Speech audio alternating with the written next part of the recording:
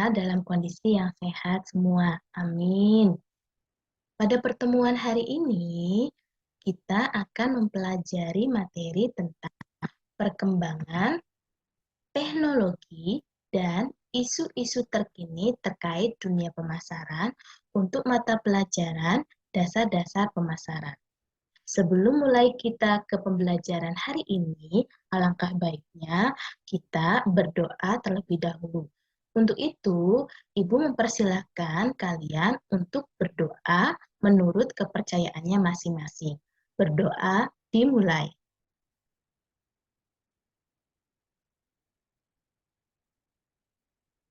Ya, berdoa selesai.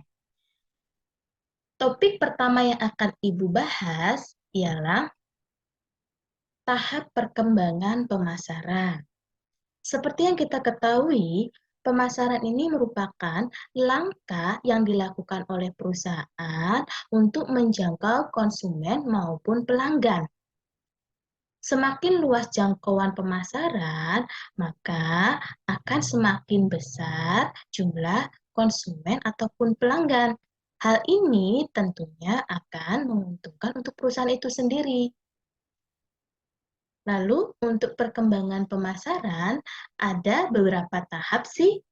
Nah, Ibu di sini ambil kutipan menurut Philip Kotler, di mana terdapat 8 tahap perkembangan perekonomian yang juga menggambarkan perkembangan pemasaran.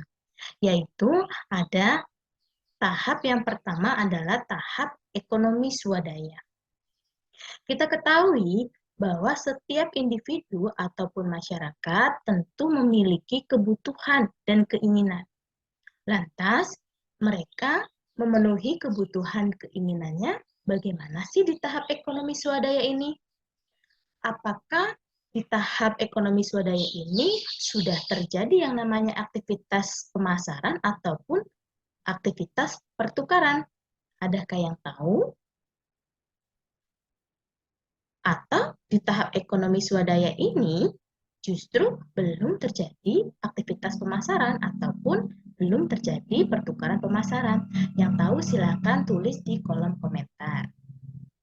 Baik, Ibu beri waktu silakan.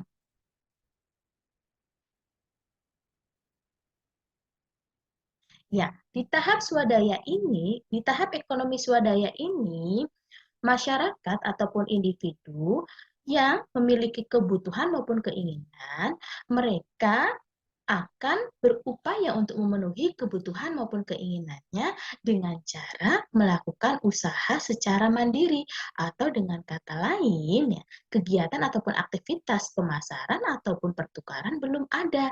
Jadi mereka memenuhi kebutuhan maupun keinginannya dengan usaha secara mandiri. Misal, ketika seseorang itu membutuhkan ikan, maka yang dilakukan oleh orang tersebut adalah melakukan upaya dengan usahanya sendiri, yaitu dengan cara memancing. Kemudian, kebutuhan-kebutuhan lainnya tentunya mereka melakukannya dengan upaya usaha sendiri. Contoh lain, dengan bercocok tanam ataupun berburu. Jadi, intinya di tahap ekonomi swadaya ini belum ada ya aktivitas ataupun kegiatan pertukaran maupun kegiatan pemasaran. Kita lanjutkan lagi. Di tahap yang kedua ada yang dikenalnya dengan tahap ekonomi family. Tahap ini untuk memenuhi kebutuhan hidupnya, individu maupun masyarakat melakukan usaha secara bersama-sama dengan masyarakat satu dengan yang lainnya, sehingga dapat saling membantu antar satu sama lainnya. Artinya di sini ada gotong royong ya. Mereka tetap melakukan upaya pemenuhan kebutuhan maupun keinginannya secara mandiri, tetapi di sini sudah ada yang namanya gotong royong ataupun saling membantu antar satu sama lainnya. Jadi di tahap ekonomi family juga belum ada yang namanya kegiatan pemasaran ataupun aktivitas pemasaran ataupun pertukaran. Di tahap yang ketiga, ada yang disebutnya dengan tahap barter sederhana. Tahap ini menggambarkan masyarakat yang terdiri dari suku, ataupun kelompok di lokasi yang dapat berbeda, itu biasanya mereka akan melakukan pertemuan. Dan pertemuan tersebut dilakukan baik itu disengaja maupun direncanakan. Pada tahapan ini, pada umumnya, pihak dari masing-masing masyarakat itu akan membawa barang yang berasal dari daerahnya. Umumnya, setiap pihak itu akan membawa barang dari daerahnya, kemudian di sini mereka akan melakukan yang namanya pertukaran, sehingga terjadilah yang namanya barter yang sifatnya sederhana. Pada kondisi inilah mulai lahir aktivitas yang disebut dengan aktivitas pemasaran. Jadi mereka memenuhi kebutuhannya dengan melakukan pertukaran barang dengan barang lain yang dimiliki oleh kelompok lain atau masyarakat lain. Yang keempat, ada tahap pasar lokal. Pada tahap ini, kondisi di tahap sebelumnya barter itu mengalami perkembangan pesat, ya, sehingga di tahap pasar lokal ini masyarakat mulai berupaya untuk menetapkan atau adanya kesepakatan berupa kapan dilakukan pertukaran, kemudian di mana bisa melakukan pertukaran. Ya, di tahap ini mereka sudah menentukan sesuai dengan kesepakatannya tempat maupun waktu untuk bisa terjadinya pertukaran barang. Yang kelima, ada tahap ekonomi uang. Di tahap ekonomi uang ini, masyarakat itu berusaha untuk mengurangi kelemahan yang ada di tahap sebelumnya. Apa sih kelemahan yang ada di tahap sebelumnya? Yaitu di antaranya terkadang di tahap sebelumnya itu menemukan kesulitan untuk melakukan tukar-menukar. Misalnya, kelompok masyarakat A memiliki barang yaitu berupa beras. Kemudian masyarakat B mereka memiliki barang yang berupa ikan. Kelompok masyarakat A mereka membutuhkan buah-buahan, sedangkan untuk kelompok masyarakat B mereka membutuhkan beras. Tentunya untuk masyarakat kelompok B mereka dapat terpenuhi dari kelompok A karena kelompok A membawa barang yang dibutuhkan oleh kelompok B. Tetapi bagaimana dengan kelompok A? Kelompok A di sini belum dapat terpenuhi kebutuhannya karena kelompok B tidak menyediakan barang yang dibutuhkan oleh kelompok A. Kesulitan inilah yang dirasakan di tahap yang sebelumnya. Sehingga pada tahap ekonomi uang ini, ya, masyarakat mulai menentukan alat tukar yang bisa memudahkan proses penukaran, yaitu berupa mata uang. Tapi di sini, mata uang yang mereka pakai bukanlah mata uang yang sekarang kita gunakan. Yang sekarang kita gunakan adalah mata uang rupiah, ya, untuk Indonesia. Nah, di tahap pasar ekonomi uang, mereka belum menggunakan mata uang berupa mata uang rupiah. Tetapi apa yang mereka gunakan mata uangnya? Mata uang yang mereka gunakan yaitu berupa benda ataupun alat yang biasanya dianggap memiliki mukjizat. Kemudian berkembang berupa batu-batuan, kemudian ada perunggu, ada perak, dan ada emas. Pada kondisi ini, aktivitas pemasaran semakin berkembang pesat ya, dan sudah ada alat penukarannya yang memudahkan aktivitas penukaran. Yang keenam, ada tahap ekonomi kapitalisme. Kapitalisme muda ya. Pada tahap ini, kondisi masyarakat ditandai dengan adanya pengelompokan masyarakat menjadi dua golongan. Ada golongan apa? Yang pertama adalah golongan masyarakat yang kuat. Yang kedua adalah golongan masyarakat kecil. Golongan masyarakat kuat ini seperti mereka yang memiliki kekayaan seperti mereka tuan tanah, ataupun kaum ningrat, kaum borjuis, mereka yang menguasai perekonomian dan juga biasanya mereka akan menumpuk kekayaan. Sedangkan untuk golongan yang kedua ini disebutnya adalah kaum buruh atau masyarakat kecil.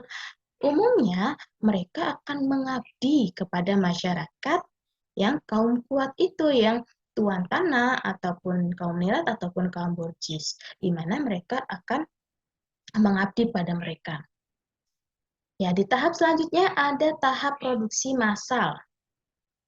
Di tahap produksi massal itu ditandai ditemukannya dan digunakannya alat-alat yang dapat menggunakan teknologi sehingga hasil produksi dapat dihasilkan secara massal.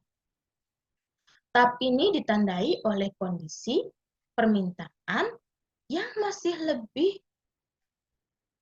banyak daripada penawaran yang dilakukan oleh perusahaan, sehingga kegiatan pemasaran semakin bertambah maju dan berkembang.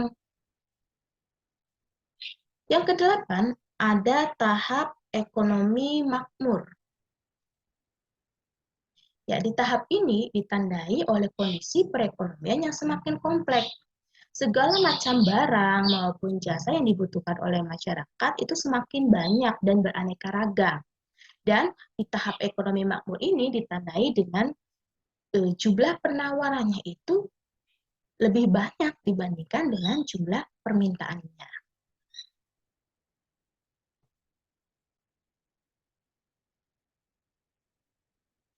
Seperti yang tadi sudah Ibu sampaikan, bahwa pemasaran ini merupakan langkah yang penting untuk perusahaan untuk menjangkau konsumen ataupun pelanggan dalam jumlah yang besar. Dan hal ini dapat menguntungkan perusahaan itu sendiri. Oleh karenanya, perusahaan akan menerapkan teknik-teknik pemasaran yang tepat untuk digunakan. Lalu, ada teknik pemasaran apa saja sih? Teknik pemasaran yang pertama, ada yang dikenalnya dengan teknik pemasaran konvensional. Ya, tahap teknik pemasaran konvensional ini dapat diartikan sebuah strategi pemasaran yang dilakukan secara langsung menggunakan cara-cara konvensional. Artinya, pemasaran konvensional ini menggunakan cara-cara konvensional seperti bertatap muka atau menggunakan brosur dan melakukan panggilan telepon. Teknik pemasaran konvensional sendiri masih banyak dipakai oleh perusahaan karena dari teknik pemasaran konvensional sendiri masih banyak yang efektif, yang cocok untuk diterapkan oleh perusahaan tertentu. Nah, apa saja sih teknik pemasaran konvensional yang dapat diterapkan oleh perusahaan yang masih efektif, yang biasa sering digunakan oleh perusahaan? Yang pertama adalah perusahaan bisa menggunakan teknik pemasaran konvensional yaitu dengan menggunakan kartu nama. Nah, contohnya seperti yang ada di tampilan slide ya, ini adalah berupa kartu nama. Nah, atau Ibu beri contoh lagi, ini contoh kartu nama. Ya, ini kartu nama juga. Nah, bentuknya seperti KTP ya. Nah, kartu nama ini berfungsi sebagai personal branding eksklusif, sebagai profil diri, memuat profil perusahaan dan profesionalitas. Selain fungsi yang sudah Ibu sebutkan, kartu nama juga memiliki fungsi lain. Misalkan, dengan adanya kartu nama, ini dapat meningkatkan kepercayaan pelanggan atau konsumen. Kita pun sebagai konsumen tentunya terkadang akan khawatir ya terhadap produk ataupun perusahaan yang menawarkan produknya ataupun jasanya kepada kita. Sehingga di sini perusahaan dapat menerapkan penggunaan kartu nama, memberikan kartu nama kepada pelanggan. Dari kartu nama ini perusahaan memberikan kepada konsumen tersebut, konsumen dapat meningkatkan kepercayaannya Karena konsumen dapat mencari informasi produk ataupun tentang perusahaannya dari kartu nama yang diberikan oleh perusahaan itu sendiri. Yang kedua, nah, selain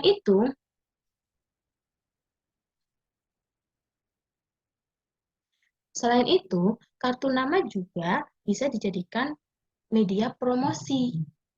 Biasanya untuk para wirausahawan itu biasanya akan melakukan pertemuan dengan wirausahawan yang lainnya.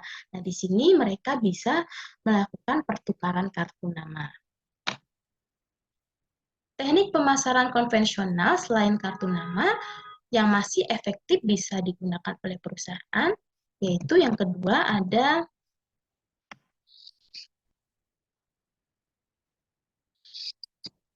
menjalin relasi.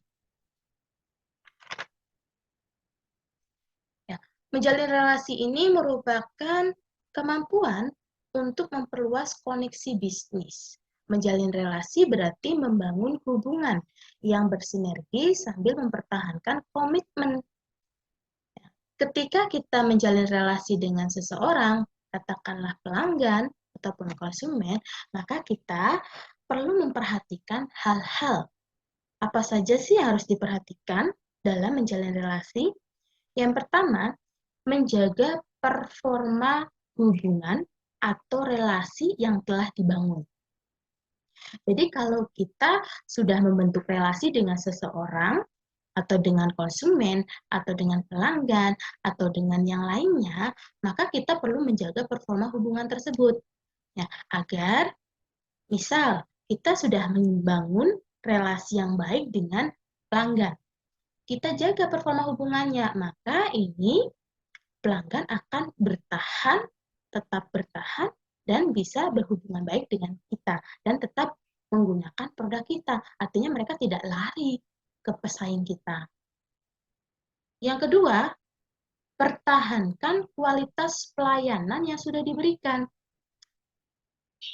Kita upayakan untuk memberikan pelayanan yang prima, yang terbaik kepada konsumen ataupun pelanggan kita. Ataupun kepada pihak yang lainnya. Yang ketiga, sebagai seseorang yang bekerja di bidang pemasaran, harus dapat bertoleransi terhadap kesalahan orang lain. Yang keempat, bangun rasa aman dan rasa percaya dengan orang lain atau antara kedua belah pihak.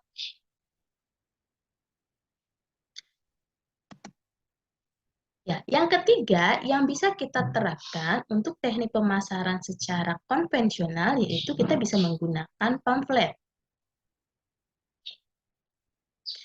Pamflet di sini merupakan lembaran tercetak secara tunggal yang tidak memiliki lipatan.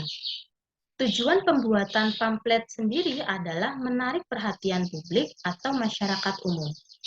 Biasanya penggunaan pamflet sendiri ataupun peletakan pamflet itu biasanya dilakukan oleh perusahaan di tempat-tempat yang ramai agar masyarakat yang melihat pamfletnya dapat mengetahui informasi yang ingin disampaikan oleh perusahaan itu sendiri.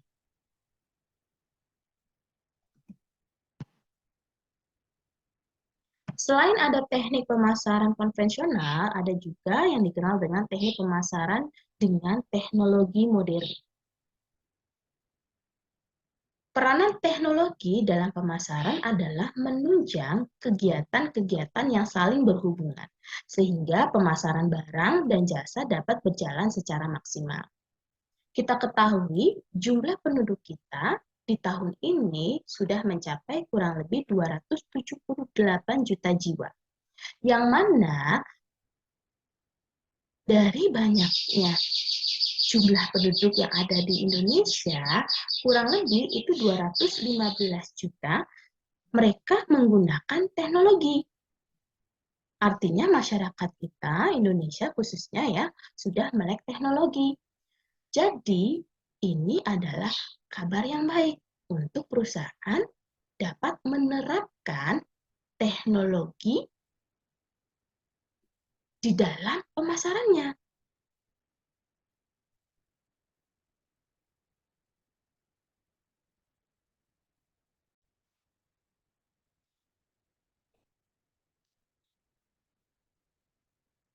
Kita ketahui ternyata masyarakat kita, khususnya Indonesia ini, ternyata sudah melek teknologi.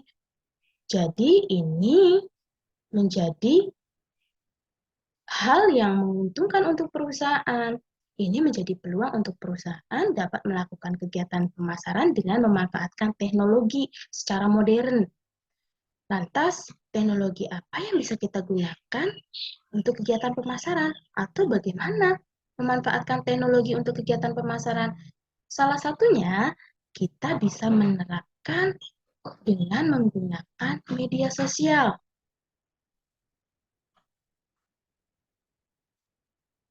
Media sosial yang bisa kita gunakan, banyak sekali platform media sosial yang bisa kita gunakan untuk aktivitas pemasaran. Di antaranya ada Instagram, kemudian ada TikTok, kemudian ada YouTube, ada Twitter juga. Nah, mana nih media sosial yang kalian pakai? Apa kalian memakai semua? Masing-masing media sosial yang sudah disebutkan itu tentu memiliki jumlah pengguna yang cukup banyak, dan ini bisa menjadi salah satu keuntungan bagi perusahaan dapat memanfaatkan media sosial untuk kegiatan pemasaran. Misalkan, Ibu beri contoh, kita bisa melakukan aktivitas pemasaran dengan menggunakan TikTok.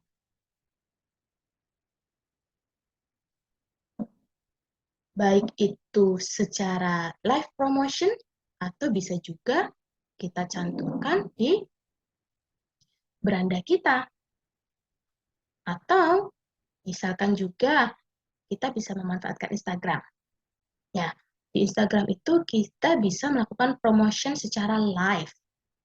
Ya, ataupun bisa juga kita simpan di beranda kita. Selain itu, YouTube. Nah, ini YouTube juga. Biasanya anak muda sering melihat konten-konten di YouTube. Ya, kita bisa sematkan pemasaran kita ke dalam media YouTube. Atau masih banyak lagi platform media sosial yang bisa kita pakai.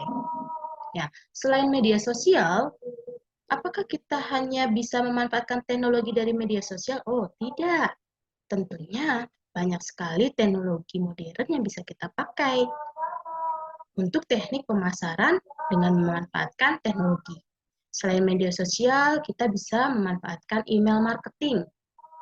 Kita juga bisa memanfaatkan e-commerce, atau kita juga bisa memanfaatkan marketplace.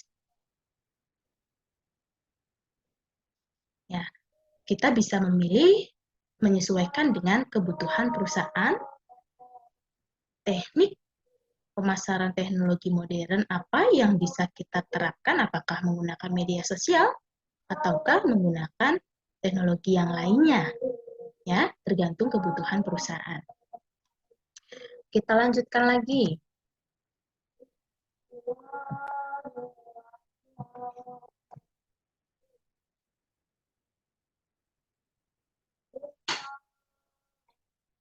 Ya, untuk pemasaran dengan teknologi atau digital, ini ada beberapa jenis atau dikelompokkan menjadi 2 jenis ya.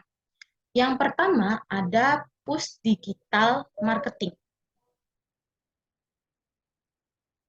Push digital marketing mengacu pada berbagai upaya untuk mempromosikan produk tanpa persetujuan awal dari calon konsumen.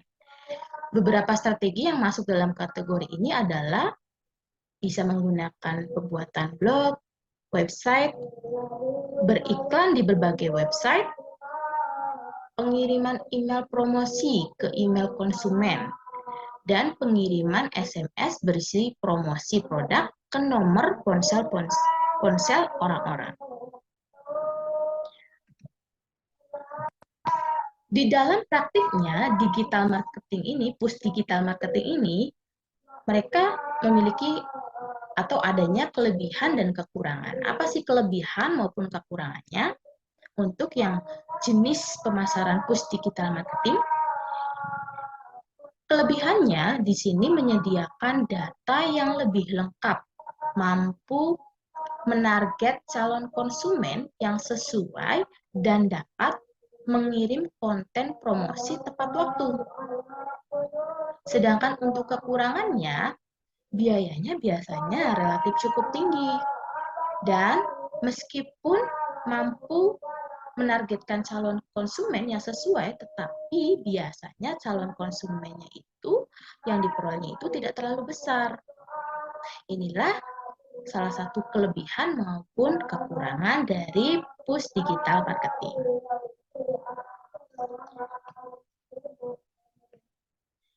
Jenis pemasaran digital yang kedua ada yang disebut dengan full digital marketing.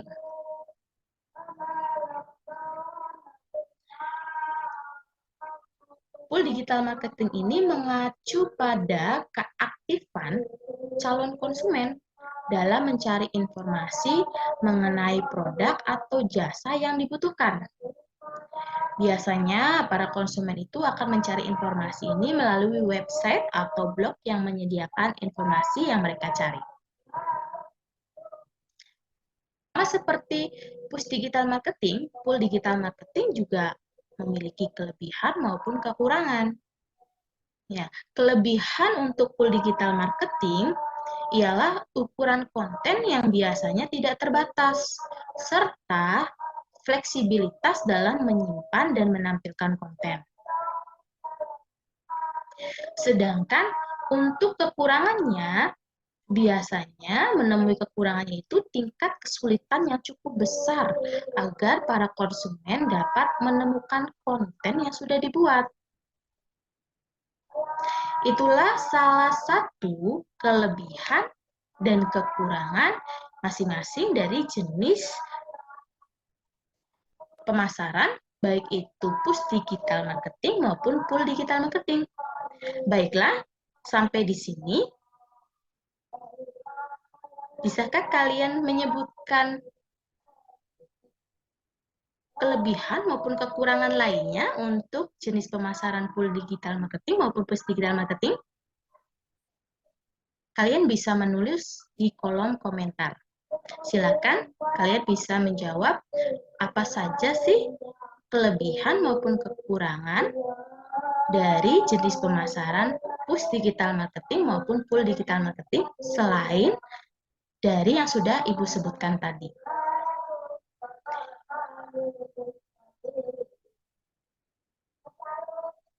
Ibu beri waktu, silakan bisa tulis di kolom komentar. Ya, terima kasih untuk menjawab kelebihan maupun kekurangan untuk push digital maupun full digital marketing. Kita lanjutkan. Penerapan teknologi digital dalam pemasaran tentunya memberikan manfaat. Lantas, apa sih manfaatnya? Yang pertama, bisnis dengan melakukan penerapan teknologi itu dapat dilakukan secara online. Ya, kita ketahui, ketika kita memanfaatkan media teknologi secara online, tentu jangkauan untuk konsumen akan semakin luas. Artinya, sasaran konsumen itu bukan saja bisa mencapai satu daerah saja, tetapi bisa lebih dari satu daerah. Artinya, kita bisa mendapatkan banyak keuntungan dari bisnis yang dilakukan secara online. Ya, dilakukan secara online itu dengan menggunakan apa yang tadi sudah Ibu sebutkan. Masih ingat? Ya, kita bisa memanfaatkan media sosial, kita juga bisa memanfaatkan email marketing, atau kita bisa memanfaatkan e-commerce, atau juga memanfaatkan marketplace. Ya, tergantung kebutuhan dari perusahaannya dan mana yang cocok untuk diterapkannya, apakah melalui media sosial ataukah melalui yang lainnya. Manfaat yang kedua yaitu menekan modal dan biaya operasional. Kembali lagi, tadi Ibu ingatkan, Kalau teknik pemasaran kita terapkan itu adalah secara konvensional, tentunya kita bisa memakai tadi kartu nama ataupun pamflet. Nah, contohnya pamflet. Kalau kita menggunakan pamflet, tentu akan ada biaya ataupun modal untuk mencetak pamflet tersebut. Tetapi kalau kita menggunakan teknologi, maka biaya yang digunakan untuk mencetak tidak diperlukan lagi. Maka dalam hal ini dapat menekan modal maupun biaya operasionalnya. Biayanya bisa lebih kita tekankan dibandingkan yang konvensional. Yang ketiga, manfaatnya adalah lebih cepat terhubung dengan konsumen. Misal, kita penerapan teknologinya dengan menggunakan media sosial atau marketplace, ya, maka ini pemasaran ini dapat dilakukan lebih cepat terhubung dengan konsumennya. Kita lebih mudah, lebih cepat untuk berkomunikasi dengan konsumen. Jadi kita akan lebih tahu apa yang mereka butuhkan, apa yang mereka inginkan.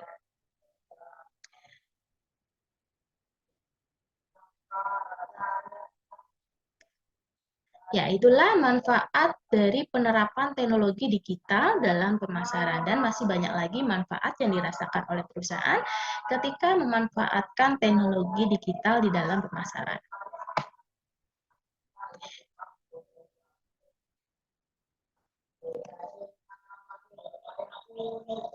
Di dalam dunia pemasaran, tentunya pasti akan ada isu-isu yang mendampinginya.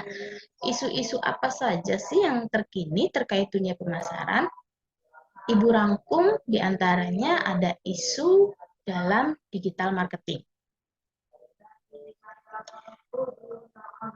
Dalam isu dalam digital marketing, biasanya persaingannya akan ketat. Hal ini membuat perusahaan akan berlomba-lomba untuk memanfaatkan berbagai kepraktisan pemasaran digital untuk memperkenalkan produk kepada masyarakat. Oleh karena itu, perusahaan biasanya akan dituntut agar dapat melakukan pemasaran digital yang lebih kreatif dan menarik minat banyak konsumen online.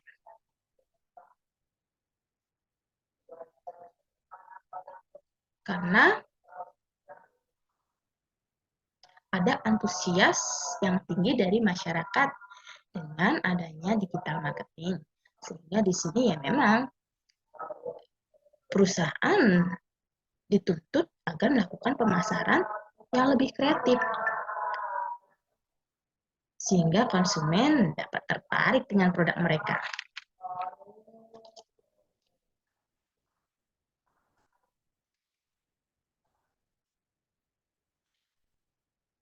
Selain persaingan ketat,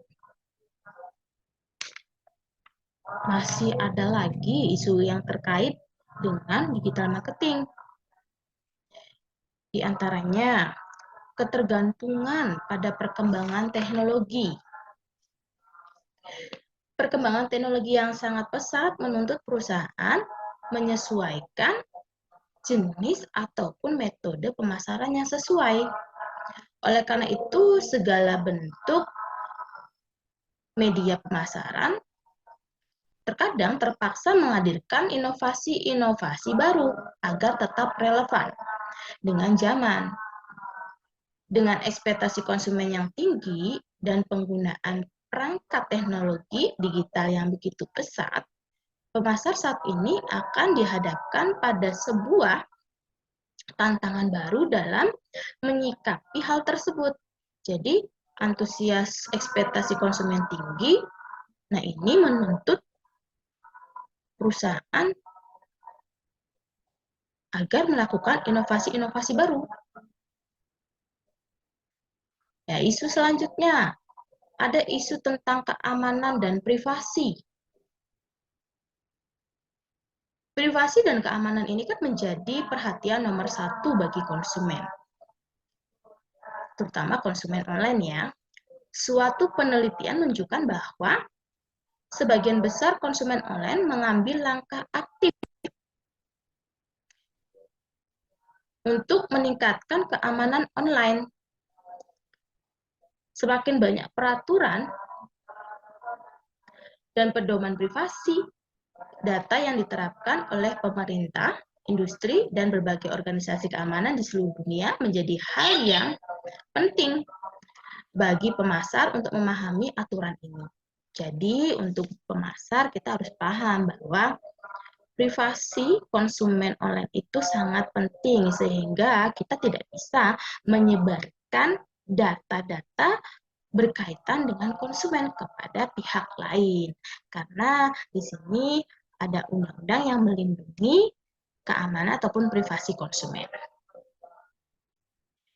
Selain itu juga isu yang terkait digital marketing ada juga tentang infrastruktur internet yang belum merata di Indonesia. Ketersediaan jaringan internet merupakan hal pokok dalam pemasaran digital. Jika infrastrukturnya internet tidak memadai, pemasaran digital tentu akan sulit dilakukan secara maksimal. Di Indonesia sendiri, pemasaran digital secara penuh internet itu belum merata ke berbagai daerah. Sehingga ini menjadi tantangan yang besar untuk para pemasar atau untuk perusahaan yang melakukan pemasaran dengan cara digital. Nah, itulah isu terkait dalam digital marketing. Lalu ada isu apa lagi? Ya, isu di dalam e-commerce. E-commerce ini kan merupakan segala bentuk perdagangan meliputi proses pemasaran barang sampai dengan distribusi yang dilakukan melalui jaringan elektronik atau dilakukan secara online. Secara sederhana, e-commerce ini dapat diartikan sebagai bentuk perdagangan yang dilakukan secara online. Dengan memanfaatkan internet, e-commerce dilakukan melalui komputer. Yang kedua, isu dalam e-commerce. E-commerce sendiri merupakan bentuk perdagangan yang meliputi proses pemasaran barang sampai dengan distribusi itu dilakukan menggunakan jaringan elektronik atau secara online. Secara sederhana, e-commerce ini dapat diartikan sebagai bentuk perdagangan yang dilakukan secara online dengan memanfaatkan internet. E-commerce biasanya dapat dilakukan dengan menggunakan komputer, laptop, ataupun smartphone. Ada beberapa isu yang terdapat di dalam e-commerce. Di antaranya yang pertama adalah berselancar di e-commerce belum terlalu lancar, sehingga pelanggan e-commerce masih takut pada pencuri kartu kredit, rahasia informasi personal menjadi terbuka.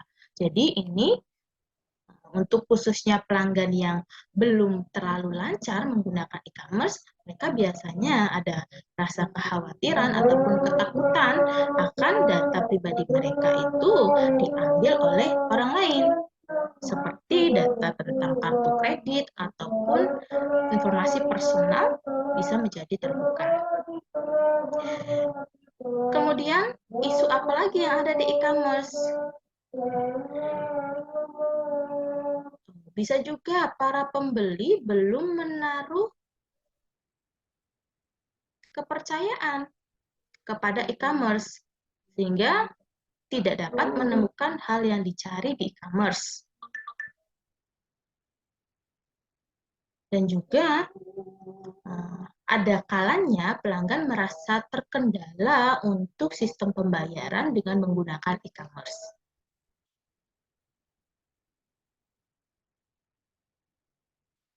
Yang ketiga, isu yang terdapat di dalam e-commerce Di antaranya umumnya pembeli itu masih belum yakin bahwa akan memberikan keuntungan dengan menyambung ke internet. Jadi pengguna e-commerce masih ada pelanggan atau konsumen yang belum percaya bahwa itu akan memberikan keuntungan bagi mereka.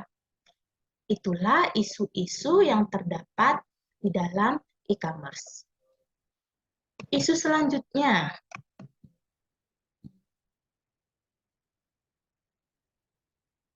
ya, isu yang terdapat di dalam marketplace.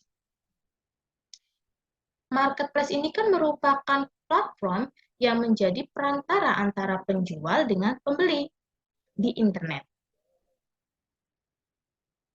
Marketplace sendiri di sini sebagai pihak yang ketiga dalam transaksi online dengan menyediakan tempat berjualan dan fasilitas pembayaran. Transaksi online dan menyediakan tempat berjualan dan fasilitas pembayaran. Marketplace membuat proses transaksi jual beli jauh lebih mudah, praktis, serta memiliki banyak keuntungan, baik untuk menjual maupun untuk pembeli. Baik itu untuk penjual maupun untuk pembeli. Ya, salah satunya marketplace yang ada di sekitar kita. Coba apa saja? Iya, betul. Ada Shopee, ada Lazada, dan ada lagi yang lainnya. Dan ini merupakan platform yang memberikan platform yang menjadi perantara antara si penjual dengan pembeli. Jadi marketplace ini adalah pihak ketiga.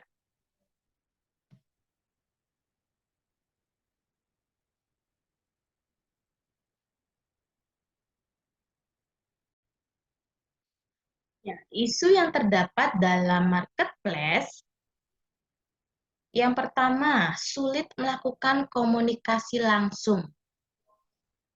Komunikasi langsung dengan pembeli dapat menjadi salah satu senjata promosi merek bagi penjual. Tetapi ya, hal yang dirasakan di dalam marketplace itu terkadang menemui situasi sulit melakukan komunikasi langsung.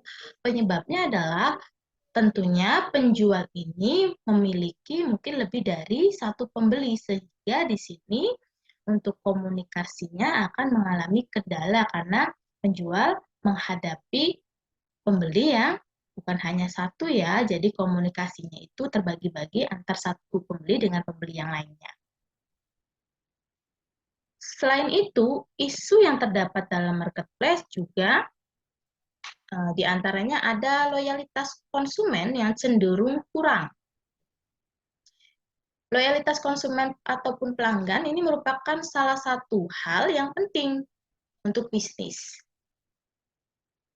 Pemilik usaha dapat meraih kesuksesan jika produk berhasil diminati oleh pelanggan.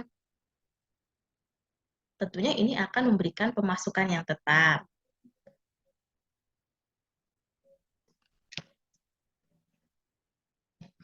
Penjual juga cenderung lebih mudah menarik pelanggan yang loyal jika berhasil menciptakan kedekatan di antara mereka dengan minat belanja. Namun, hal tersebut relatif sulit dilakukan di marketplace. Ini karena penjual harus berbagi tempat dengan pesaing, sehingga persaingan relatif tinggi. Penjual juga tidak dapat melakukan custom kios sehingga mewujudkan tokonya cenderung mudah dilupakan. Nah, ini dampaknya loyalitas dari konsumen sendiri cenderung kurang kepada pelanggan. Selanjutnya, apalagi isu yang terdapat dalam marketplace, yaitu kurang kebebasan dalam melakukan desain toko. Toko online buatan sendiri umumnya lebih mudah dijadikan bahan promosi tidak langsung. Melalui desainnya, perusahaan dapat menggunakan jasa desainer ataupun situs dengan keahlian sendiri. Jika memang memiliki latar belakang Akan tetapi, marketplace menawarkan semua itu karena toko yang tersedia relatif sama bagi penjual. Sehingga di sini kurang kebebasan bagi penjual dalam melakukan desain tokonya. Ya, selanjutnya ada isu apa lagi? Ada isu visibilitas merek lebih rendah. Nah, itulah isu-isu yang terdapat di dalam marketplace.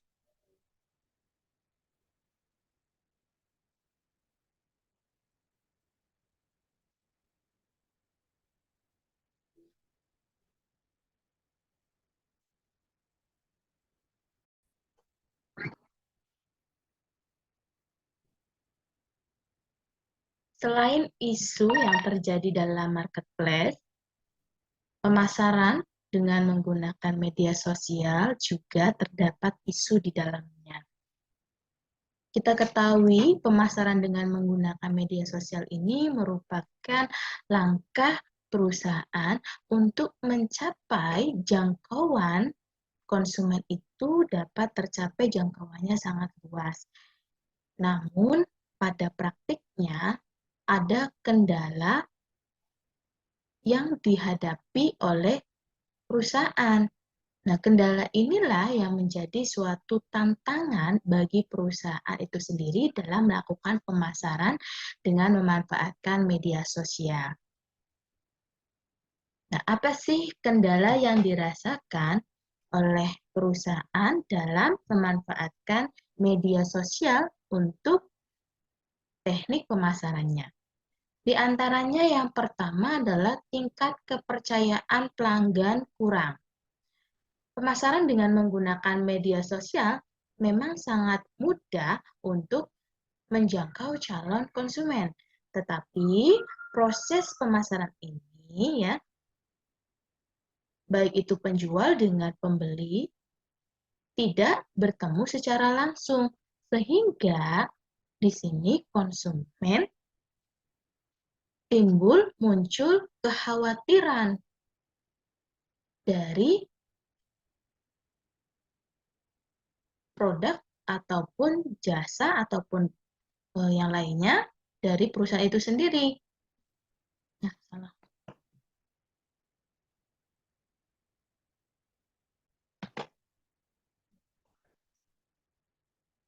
Selain isu yang terjadi di dalam marketplace maupun e-commerce, di dalam pemasaran yang memanfaatkan media sosial juga terdapat isu di dalamnya.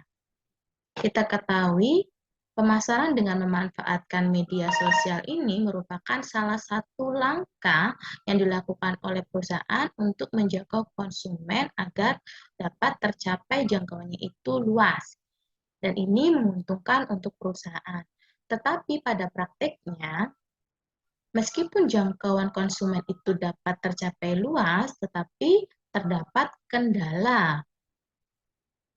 Dan kendala ini menjadi tantangan dari perusahaan itu sendiri.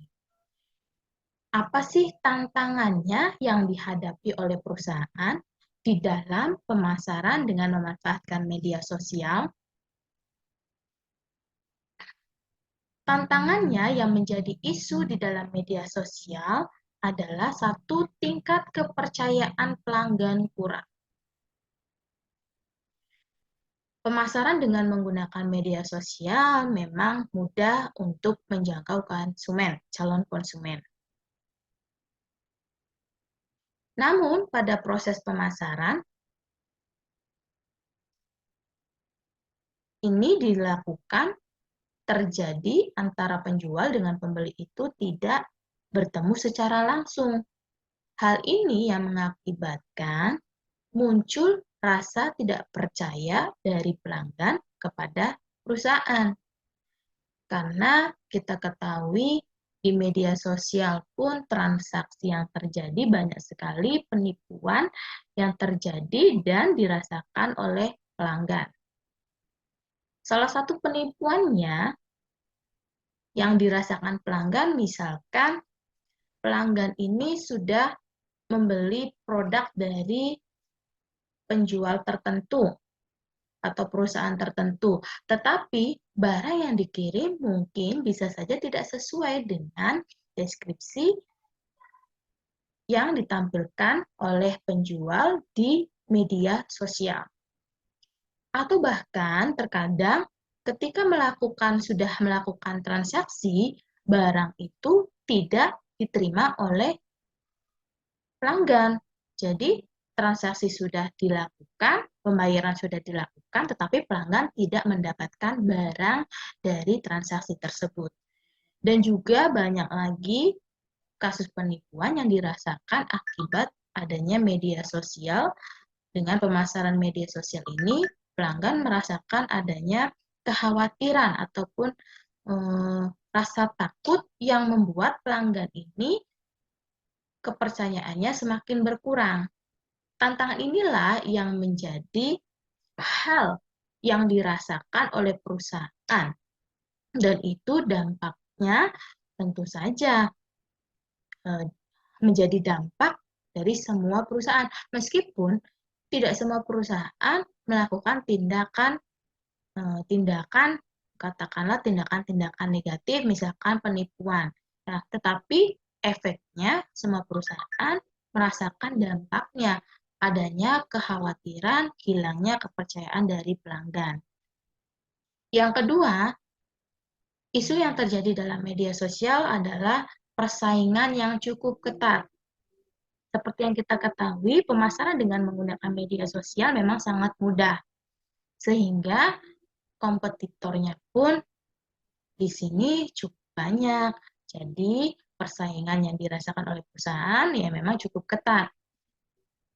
Misalkan di sini produknya, walaupun produknya sejenis, tetapi bisa jadi yang dijual itu bukan saja dari satu toko saja, tetapi lebih dari satu toko. Sehingga di sini persaingannya memang cukup ketat. Hal inilah yang membuat perusahaan harus berpikir lebih kreatif lagi dan harus mempunyai inovasi-inovasi baru terhadap pemasaran yang nanti akan diterapkannya. Nah, itulah dua isu yang muncul di dalam media sosial. Bagi kalian yang tahu isu apa lagi yang terjadi di dalam pemasaran menggunakan media sosial, silakan boleh tulis di kolom komentar. Baiklah, inilah akhir dari materi kita tentang perkembangan teknologi dan isu-isu terkini terkait dunia pemasaran. Ibu harap pertemuan hari ini kalian bisa memahami penjelasan dari Ibu dan bisa merasakan manfaat dari pembelajaran hari ini. Baiklah, sampai bertemu kembali di pertemuan-pertemuan berikutnya dengan materi yang berbeda. Ibu tutup, terima kasih. Ibu akhiri, jika ada kesalahan, Ibu ucapkan mohon maaf. Wassalamualaikum warahmatullahi wabarakatuh.